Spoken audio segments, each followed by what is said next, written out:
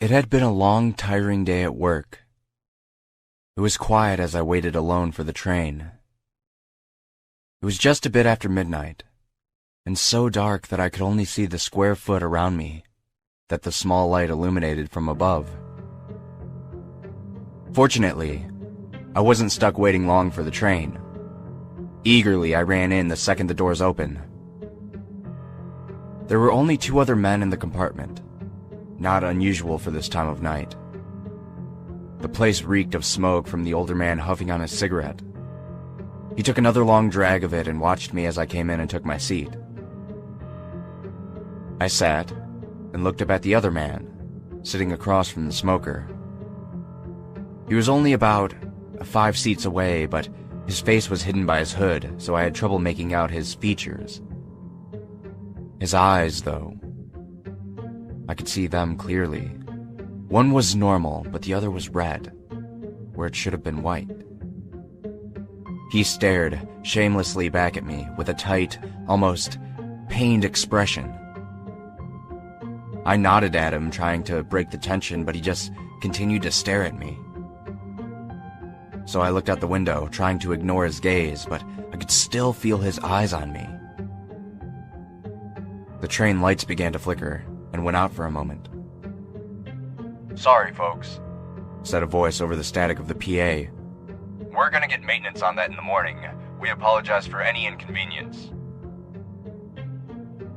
My stomach dropped, and I struggled to control my breathing. I reminded myself that there was no reason to be afraid of the dark.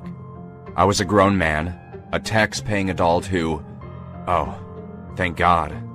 The lights came back on. I hadn't even realized my eyes were shut tight. Sighing, I opened them to see the man's unsettling eyes staring directly into mine, from only 2 seats away. Bewildered, I looked over at the older man who hadn't moved from his seat. He took another drag from his cigarette and coughed, acting like nothing had happened. The train rumbled down the tracks. I was afraid to look back at the red-eyed man. I didn't want to. I didn't want to move or even breathe. I tried to convince myself that the whole thing was in my mind. Maybe I was just tired from a long day of work. Maybe I was just paranoid and he wasn't even looking at me. The lights flickered again and went out. I held my breath, waiting for the lights to come back. After a moment, they did. But the man,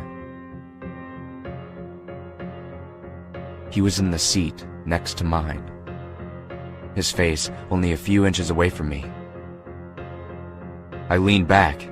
"What the hell is your problem? What are you doing?" He didn't respond. Instead, the smoker angrily said, "Look, kid, if you wanted me to put out the cigarette, you could have asked nicely, alright?" "Not you, man. This guy." The smoker stared at me for a second, confused. "It's, just you and me in here, kid. You alright?" The red-eyed man hadn't moved or responded at all. Then the lights went out again.